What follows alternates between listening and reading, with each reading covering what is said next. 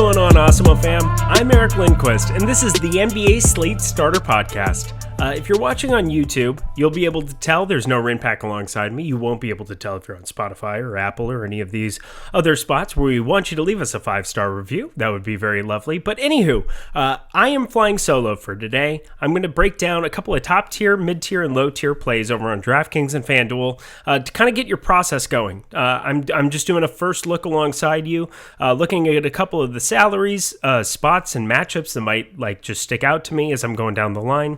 Before we get going, get down to that bottom bar, hit the like button, hit the subscribe button, and hit the notification bell so you know when this and all the other content here at Awesemo.com is going live. Let's get started. I'm ready to party. I'm ready. I think I can do this, but we'll find out very soon. James Harden sitting at the top end over on DraftKings is $10,700. He's going to be shooting guard eligible over on FanDuel. But what I find very, very interesting about this slate, just from a first glance, is that Kyrie Irving is now the guy who's point guard and shooting guard eligible. So DraftKings is actually watching basketball. I find that to be interesting. I don't always expect those kind of things, but James Harden has certainly been the guy who's primarily been the ball handler. We've seen some large assist numbers from him in recent games. 16 assists the last time out in that throttling of Golden State. I was expecting that to be kind of closer to a game. I had a couple buddies that were just like, -4 Golden State. What am I missing here? And I was like, I don't know. But I'm pretty sure Cameron Cuneo, I just wanted to shout out to you there, because that was definitely your call. But James Harden, 10,700, somebody that I'm definitely going to have interest in, and I'm assuming will be very, very popular without Kevin Durant, who will be out for the next 2 games with left calf soreness. Steph Curry, sitting at 9,900 against the Cleveland Cavaliers. Obviously, somebody with a massive ceiling, but we haven't really seen a whole lot other than scoring output from him of recent days. We've had multiple games where he's had 9, 19, 10, 11 3-point attempts. That kind of stuff is exciting over on DraftKings. But what's not exciting is the fact that he didn't have any blocks or steals last game. He had 4 steals the game previous in that 67.5 thrashing of Orlando. So I do have some interest in the ceiling of Steph Curry. We'll have to see what that ownership ends up getting to, because there are a lot of spots at the point guard position that you're going to have interest in on this smaller, 7-game slate. It's certainly substantial still. So Trae Young sitting at 9,500 against the New York Knicks. I would be all right with getting a little bit. I know the Knicks have been a little bit slower paced, but Trae Young has been very, very consistent until the last 2. Kevin Huerter, if you will, has been a guy who's just been kind of coming on of late for Atlanta, getting a lot of shot volume, getting a little bit more usage. Trae Young is still the guy in that offense, so maybe a buy low candidate on this kind of a slate. Let's jump over to FanDuel here too. So Kyrie Irving is 9,600. Russell Westbrook, we haven't seen him play on a back-to-back yet. We'll see. He's $9,000 over there. I would have a lot of interest at that price tag. Should he be good to go? Should he not be resting? Over on DraftKings, he's 94. I'm okay with that too, I suppose, but not the most exciting of spots against the Houston Rockets, who, since the Victor Oladipo trade, have been a lot better defensively. However, Victor Oladipo will be out. So I'm not really sure what to make of this entire situation yet, but should Russell Westbrook go? Awesome. Great play over on FanDuel. Going down further along the line there, we've got De'Aaron Fox, 8,700 in that same Brooklyn matchup. We've been trying to identify anybody and everybody except for the Indiana Pacers when they threw up an absolute dud.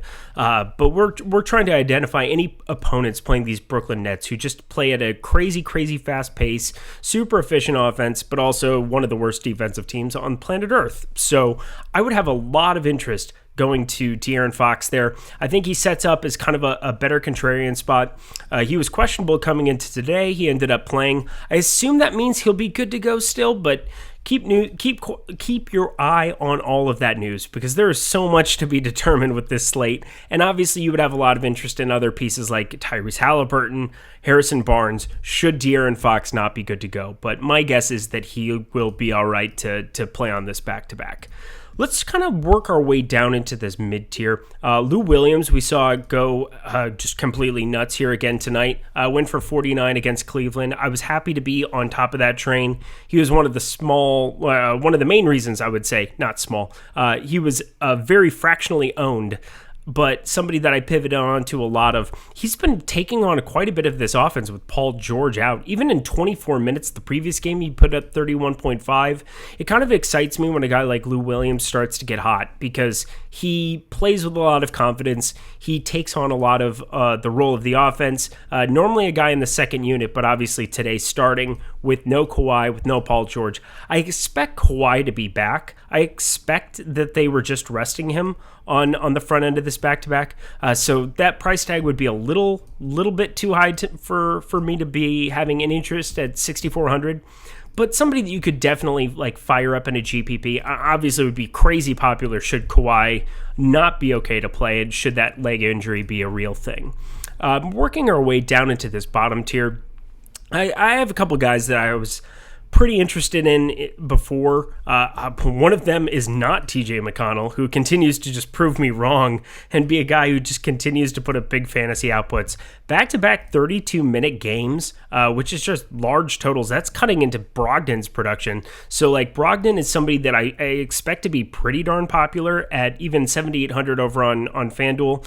Especially, I believe his tag was, let's find it here, 7,700. He's also got shooting guard eligibility now over on DraftKings, which I find interesting because it's been a while since he had that. But TJ McConnell, I'm definitely not beating the drum for. Working our way down, Reggie Jackson, I would only have interest should Kawhi sit. Paul George will already be out. Patrick Beverley did have a big game, big fantasy output, but he only played 20 minutes, so I'm not very interested in chasing that. I guess 16, 6, 5, and then 2 steals. Yeah, I don't see that being a repeat performance. However, he was in the winning lineup on FanDuel. That is pretty tilting because I did have a ton of these Clippers as soon as that news broke. He was not one of them. He was definitely not going to ever be one of them. I will say, probably the guy on the bottom tier that I expect to get the most popularity, regardless of however anything else works out. Raul Neto. So Ish Smith will be out tomorrow. Russell Westbrook, we'll see whether or not he plays on the second end of the back-to-back. Should he sit, you'll have Beal in, obviously, but Raul Neto, Raul Neto, I got to get that pronunciation down. I'm working on this. This is still a work in progress. I'm trying to make sure that I get everything perfectly and specific there, but Raul Neto will definitely be the highest owned of these bottom-end point guards, should that be something where Russell Westbrook sits. So be prepared for that. Have a contingency plan. But considering that's a 4 o'clock lock out here on the West Coast, 7 o'clock Eastern time, you're going to know what to do with that. So pay attention to the news. Awesemo at Awesemo NBA on Twitter. Make sure you're paying attention to the news guide. Live Before Lock will have you covered. You'll know exactly what to do with that play going forward. Let's get over to shooting guard. We're going to start over on FanDuel for that. Sitting at the top end, James Harden sitting there at 10,600. I guess I didn't talk about the matchup against Sacramento. It's really good. You should play people when they're playing Sacramento. That's something I try to identify. There's a couple of matchups that just kind of that are just glaring on this slate. That is mainly the game that you're looking at. Obviously, Houston players need to get a little bit of a bump going up against Washington in that high-paced matchup, but this Brooklyn-Sacramento game, sitting there in the late-night hammer, you've got 3 games again that are locking at 10 o'clock. You can wait on that news for De'Aaron Fox. You can wait on the news for somebody else, like Kawhi Leonard, should that end up being a game-time decision.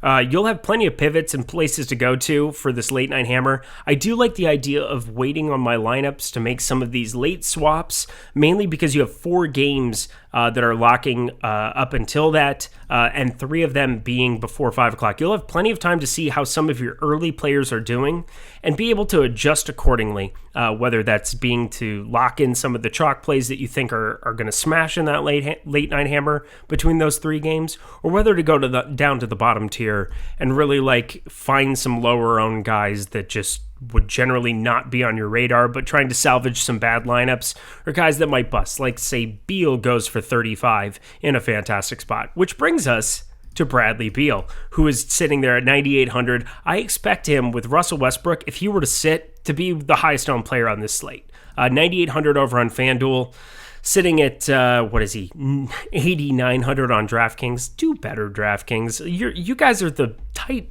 pricing site. You got to be able to fire that up for us.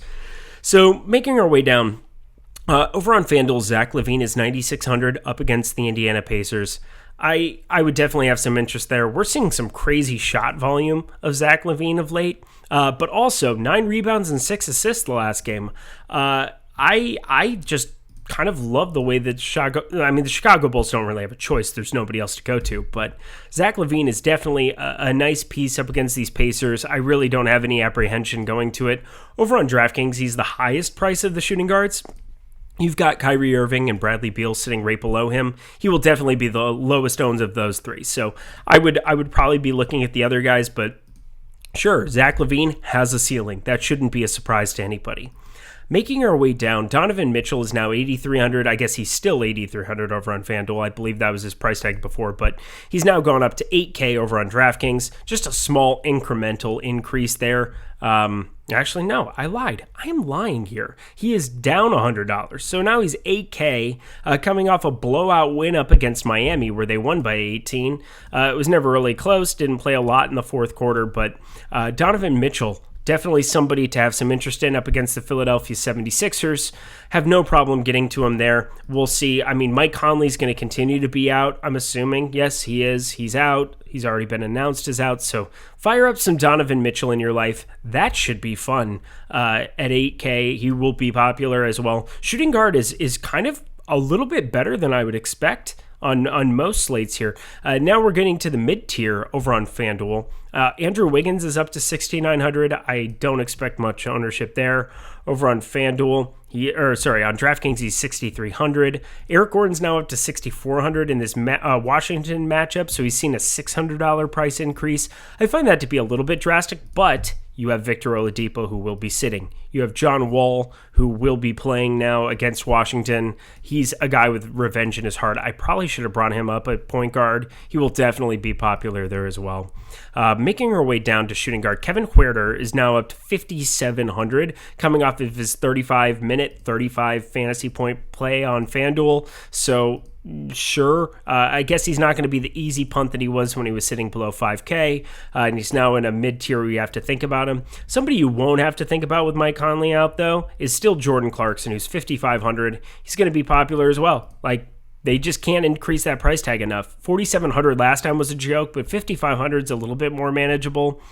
But still, 5,900 on DraftKings as well. I expect him to be somebody that people rely on quite a bit at that position for like a mid-tier option. Let's get down to that bottom tier. I'm looking around. Garrett Temple ended up starting the last game for the Chicago Bulls, played 30 minutes, didn't really do a whole lot. Not somebody that's like an exciting fantasy option, but 4,300. We only saw a $100 price increase over on DraftKings. Not really like the top tier guy that I'm really going to be looking for, but on FanDuel, Sterling Brown is 4,300, identical price tag, but obviously different site, different salary construction. 4,300 Sterling Brown with Victor Oladipo out. We've seen him play some more minutes. He played 28, 25, I believe, the last two times with Victor Oladipo out. Somebody that I'll definitely have some interest in is kind of a punt there at shooting guard, along with Seth Curry, who's at 4,100 over on FanDuel, who continues to play big minutes. You know what you're getting. He's a guy who has to get there with shot volume. But 22 points, 15 points, 10 points in the last three. Nothing really going off the chain of late. But 4,100 is a really nice price tag to be looking at for him there. Now we're also going to have to talk about some of these ancillary pieces for the Brooklyn Nets. Bruce Brown is sitting at 3,900 over on FanDuel. Looking at his price tag on DraftKings, he's 4,100. I expect him to be pretty popular. Now Kevin Durant's out. We're going to have to see what that starting lineup ends up being. That game, we got to wait till the late night hammer.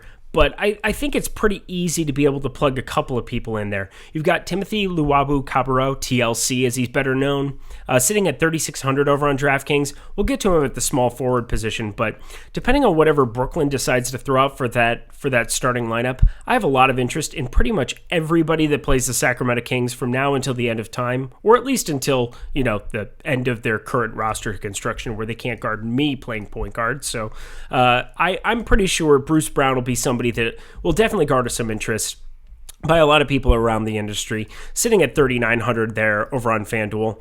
Don't play Landry Shamet, who's at the exact same price tag. I know he had that one game where he played 33 minutes up against Philly, but that's an outlier. We haven't really seen him get extended past the 20-minute mark pretty much anywhere else throughout the entire season. So don't go chasing waterfalls. Listen, let's just stick to the rivers and the streams that you're used to. Going to small forward, let's party. Man, I'm flying. As we're going down the line here, make sure that you go over to awesemo.com/joinnba. Take a look at a couple of the packages that are available. We're obviously putting out a bunch of free content between The Process, which is an amazing show that Josh Engelman has put together. Make sure that you're checking that in the morning. It's at 3:30 here on the West Coast, but 6:30 out there on the East Coast. That is a good time to wake up, have some coffee, maybe listen to the Slate starter on the front end, and then catch The Process, where he breaks down stuff in like such intricate detail on NBA Wowie, how he brings his process from the on-off court tool to be able to determine rates, throw that in an Excel spreadsheet that I can't even describe. Just check it out. It's fantastic. Then we have the strategy show that comes on after that, and then we lead into the afternoon, where we now have the NBA tip-off, which I'm alongside with Kayla Kanaram and a couple of guys between Greg Ehrenberg, Chris Spags, kind of a rotating panel, if you will, and then into the staples, the deeper dive, and the live before lock show. So if you enjoy all of those things and you want to support us, the best way to do that is to give us that thumbs up here on the channel, give us the subscribe button, but also head over to awesemo.com/joinnba. Check out a couple of the offers that we have sitting behind the paywall. You will not be disappointed, so stop guessing and start winning. Let's get to the top and a small forward. So Kawhi Leonard is questionable. That's going to be kind of a big piece of news, especially on DraftKings, where he's the highest priced guy there at 9,600, and then it drops down to Ben Simmons there at 8,400. Over on FanDuel, should he not go? He's 9,800 there, which again would be a great price tag. Jimmy Butler is 8,900, who would be the next guy listed over on FanDuel. Jimmy Butler is 8,200 over on DraftKings. That's a fantastic tag. I saw his ownership kind of dip the last time out against Utah, which I get. It's a good defensive matchup. Like, not a spot a lot of people would have a crazy amount of interest, but like, it's still Jimmy Butler, who since he came back from the COVID reserve list, whether he had it or not, I don't know. But I know that he had 58, 56, 44.5 3 times in a row, almost like he was Chris Davis. That's a baseball reference. I'm so excited for that. That'll be great. Now that he's with the Texas Rangers in that ballpark, that'll be interesting. But I digress. Getting over to the bottom middle range of that, small forward position. Kelly Oubre is 6,700. So on FanDuel, you see Kawhi 98, Kevin Durant, who's going to be out, Jimmy Butler 89, and then it goes to Kelly Oubre at 6,700. I talk a lot about how on FanDuel you end up having to punt positions just by default. Well, this is kind of a punt by default spot because Jimmy Butler, if Kawhi were to sit, would be the only guy there above 6,700. So you're basically in a pick'em style situation on this bottom end. Harrison Barnes against Brooklyn, I have a ton of interest in, especially considering the last 4 he hasn't been good. He tried to win me $100K the other night. He tried very, very hard with his 45.4 against Denver. He tried very hard with his 42.6 against New Orleans. I had a couple of nice sweats with him. So somebody that I got some good juju with right now. Haven't been on him of late. I had a couple shares, I guess, today. That didn't go very well whatsoever. But I got off of quite a bit of him with De'Aaron Fox ended up getting ruled in. So we're not going to worry about it too much, but against Brooklyn, that's a matchup that you want to sign up for. So we'll see if Bagley ends up playing. We'll see if Fox ends up playing, but Harrison Barnes, definitely somebody to keep your eye on there at 6,600 is like a very low-owned tournament play. I guess he's 6,600 over on DraftKings as well. Making our way down, we've got Buddy Hield 6,800. That's a definite pass. I know Rinpack, if he were here, would be beating the drum for a super 2% low-owned Buddy Hield flyer. That's a definite no from me, so we're not even gonna like touch base with that. I do miss your impact. I'm just letting that be known. Getting down to this mid tier, Joe Ingles 5,700 up against Philly. So Ben Simmons is a great defender. Joel Embiid is a great defender. I have been finding a little bit of luck targeting some of these small forwards, shooting guards up against like Seth Curry defense. Tobias Harris is more power forward, but Matisse Thybulle has only been playing limited minutes. So I've definitely been enjoying, I think you do target Philly with the 2, 3, 4 spots, kind of avoiding Simmons and Embiid. So Joe Ingles, 5,700 isn't the most intriguing tag I've ever seen in my entire life over on DraftKings. But he's still 4,900 on FanDuel because they still don't recognize the role that Joe Ingles has in that offense with Mike Conley off the floor. Same thing sitting there with Donovan Mitchell. Both of their assist rates go up. Definitely somebody to pay attention to, but Joe Ingles, way more interest over on FanDuel as a punt at 4,900. He will be a popular punt for like the 84th slate in the row. So nicely done, FanDuel. Thank you so much. Going down here a little bit, Joe Harris is 4,900, who I expect to be the guy who ends up in this starting lineup now that Kevin Durant is going to be out. 28.8 up against Golden State in that outing. We saw 15 points, 4 boards, one block, 2 steals. I'm not really looking into the stocks upside because he's had so many like 0-0 next to those. So I'm not looking for 28.8, but 25, I would be looking for 28.8. I just lied again. I would definitely want to get 30 or more there, but there's upside there with Kevin Durant off the floor. So 4,900 is a very, very nice price tag to be looking at investing in him there. What is his price tag over on DraftKings? He is 5,400 with shooting guard and small forward eligibility. Yeah, that's going to be a little bit tougher for me. So per usual, FanDuel with a little bit more advantageous pricing. Not by much by any means. We'll have to see. Drummond ended up sitting kind of surprisingly out of the middle of nowhere. Somebody who definitely burned a lot of my lineups on Sunday, on the holy day, was a Prince. Taurean Prince. Put for 4.1 in a Clippers blowout. Sucked. Was not an enjoyable piece to watch in that game whatsoever. Still, though, sitting at 4,500 up against Golden State. If you were to be in the starting lineup, I'd probably take a couple more shots there. Not somebody that I'm super stoked to be rostering.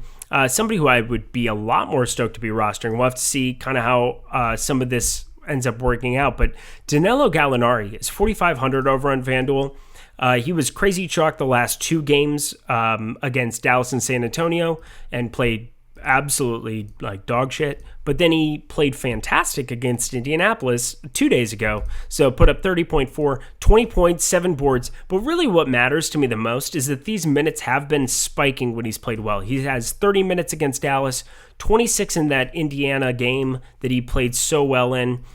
So there's obvious scoring upside. I don't expect him to be the Gallinari of the Knicks or of Denver or the Clippers when he was with any of those teams, but I definitely expect him against New York to have a little revenge in his heart. So 4,500 over on DraftKings, I could see him gaming out a little bit tomorrow. So somebody that I would like to have some shots on.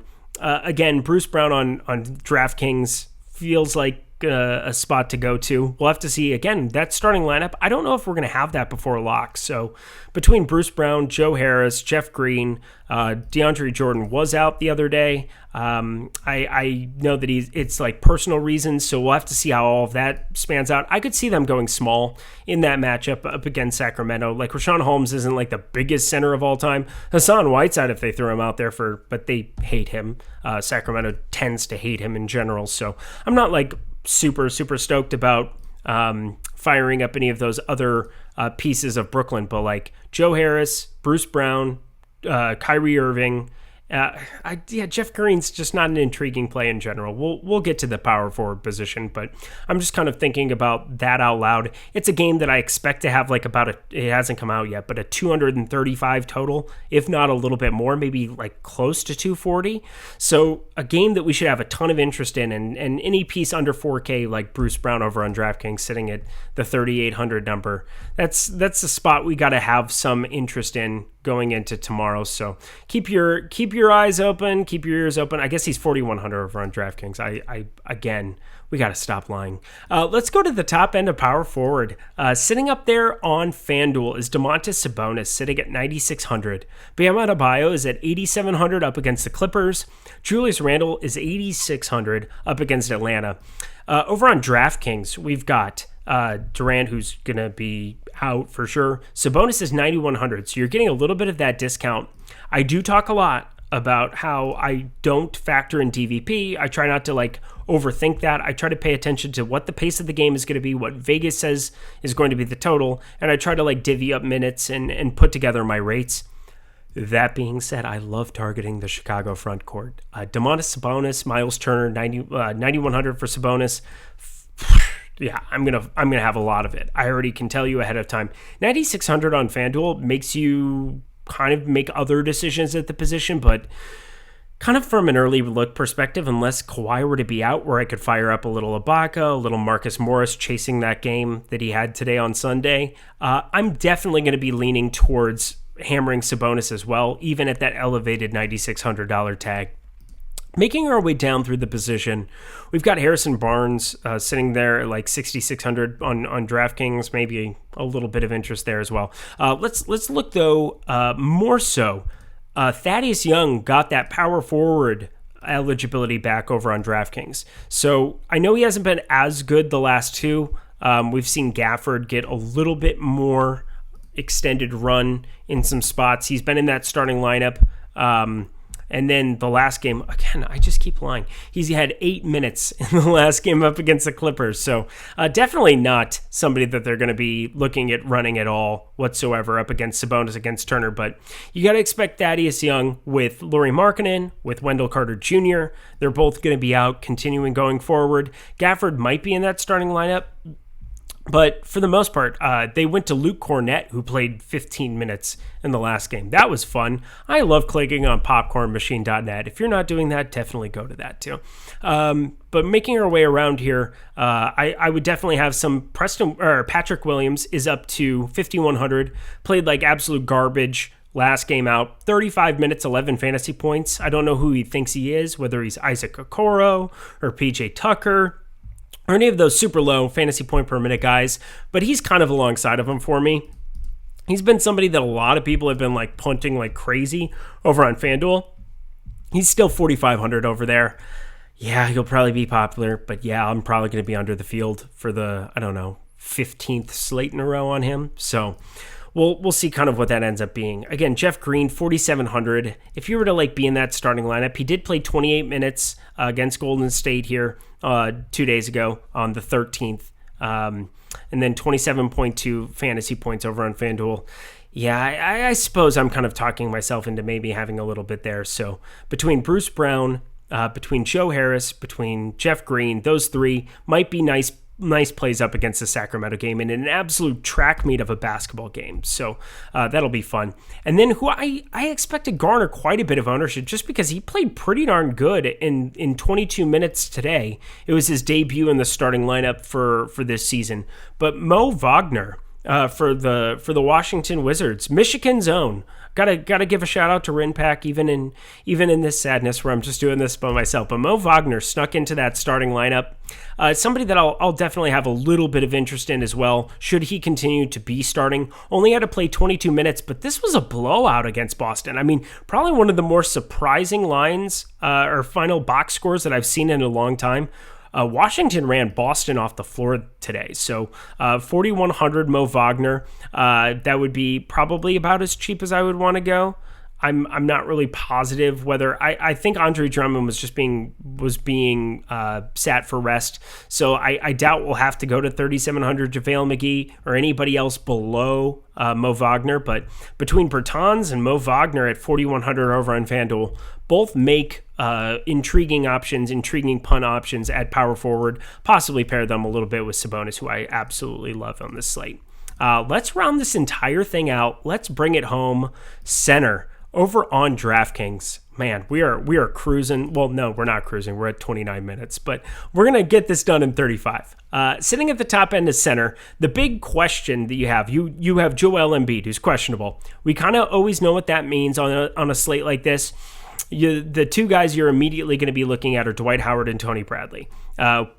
The thing that's crazy now, too, on DraftKings is that they are 3,600 and 3K, respectively. So you were looking at a situation where if Embiid doesn't play against Utah, this is, obviously a tough matchup against Gobert. Gobert still has had some crazy large fantasy lines put up against him, but I wouldn't be remiss not to have Joel Embiid exposure on the slate, even at 10-7 over on FanDuel and at 10-5 on DraftKings. The guy just does everything for this offense. Should he not play, I know there's a lot of interest that should go to some of these other pieces. Tobias Harris would probably be my favorite out of everybody. I know Simmons is shown an upside, does a lot of things he doesn't necessarily need to score to get there. So at 8,400 on DraftKings, maybe somebody to have a little bit of. But Tobias Harris is a little bit cheaper across the entire industry. So somebody that I would have a lot of. He's 7,400 over on FanDuel, and he is 7,300 over on DraftKings. So make sure you're paying attention to that news. But obviously the two main cogs you want to plug in, Dwight Howard and Tony Bradley, whichever one is starting for sure. Making our way down, though, on the center position on DraftKings. Bam Adebayo is the first guy who's not center and power forward eligible. He's just flat out center, 8,300. We've seen that price tag come down a little bit. I was kind of expecting it to. He was up in the 9Ks, the mid 9Ks for a little while, like 93, 9,400 with Jimmy Butler out. But you're going to see that assist rate come down. That for me, that's the big issue, is he's at 6, 8, 2, and 5 the last couple. Still a double-double guy. Still somebody that can get you an upside there, but so can so many other centers. It's so many different price ranges that's not something I want to be paying 8,300 for. I'm looking for 8,300 for my center to get 50 plus. And we've only seen that once, and it was only 50.25 in the last 10 games. So just letting that be known. Bam Adebayo, somebody that I'm sure will garner some ownership over on power forward, over on FanDuel at 8,700, but definitely no interest up against the Clippers over on DraftKings, even at the reduced 8,300 tag, because you do have these other guys down here between Drummond, 7,600, Capella up against the Knicks, 7,400, Gobert, 7,200. I guess we do have to say Mitchell Robinson he fractured his hand, which is the most tilting thing ever, because I had 10% on the slate. He was 1% on both sites. I basically triple click the like button on Fantasy Cruncher where you get the thumbs up, and he ended up just completely going out and smashing. And I had a couple lineups that were looking fantastic, and he only played the first half. Still had a phenomenal line. Ended up putting up 34 in 20 minutes in the first half, but terrible break there for the Knicks, terrible break in general. Nerlens Noel, they did get his price tag up to 4,400, but that might not still be enough considering he played 32 minutes right out of the gate. So on DraftKings tomorrow, I do expect Noel to garner quite a bit of ownership. He's 4,800 on FanDuel, which is why I didn't bring him up there. But still somebody, if he's going to play 32 minutes, yeah, sign up, go crazy there. But definitely one of the more intriguing punt options at center over on DraftKings for tomorrow. Making our way down through the middle of that position, Jared Allen, 6,700. That'll definitely be a pass. I expect Drummond to be back, so I'm not terribly crazy interested at that. The guy that's going to absolutely be a mark for me tomorrow, and I'm going to find an impossible way to get away from him over on DraftKings, but Miles Turner is only $6,000. And he put a 41.5 against Atlanta 2 nights ago, and now he gets a date with this Chicago front court that's going to be led by Daniel Gafford and Patrick Williams. Come on. Why are we pricing him at 6K? Looking at Rashawn Holmes, also 6K up against Brooklyn. It'll be an undersized Brooklyn front. We see those minutes kind of drop drastically in the absence of Bielitsa, in the absence of Marvin Bagley, which has led to an increase of these minutes for Bielitsa, who's put up 28 and 27 minutes the last two. Now, he's power forward eligible only over on DraftKings, 4K for Bielitsa.